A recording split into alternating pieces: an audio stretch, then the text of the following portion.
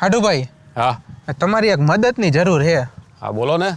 એક જરાક 25 લાખ રૂપિયાની જરૂર પડી છે. 25 લાખ? 25 લાખનું તમારે શું કરવું છે?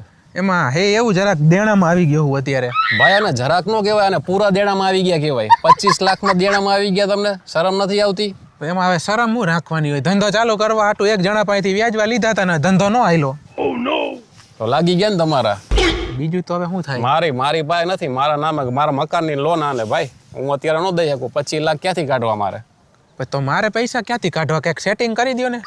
એક કામ કરો, આપણા સસરાને ગયો ને એની પાસે કંઈક મેળ થડી જાય. સસરાને હું કેવું, સસરો પોતે ધોવાઈ ગયેલો છે.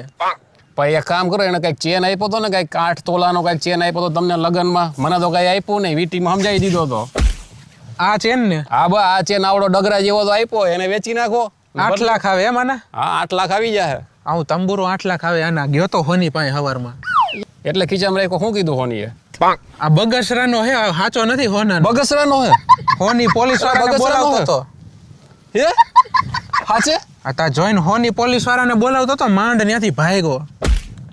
પેલા ઉભર ભાઈ, એલી સાંભળ તો. આ તારા બાપાએ વીટી આપી હતી મને, ઈ જરાક ચેક કરતો. ઈ બગસરાની છે?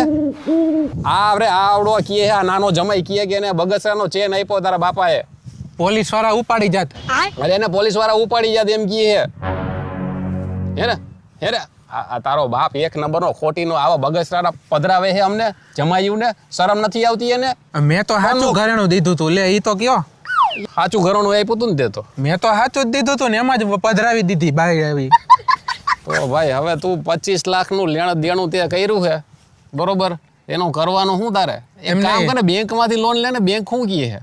મને બેંક વાળા લોન દેતા હોત તો 25 લાખના દેણામાં બીજા પાસે થોડો હું આવ્યો હોત. કા શું કહે?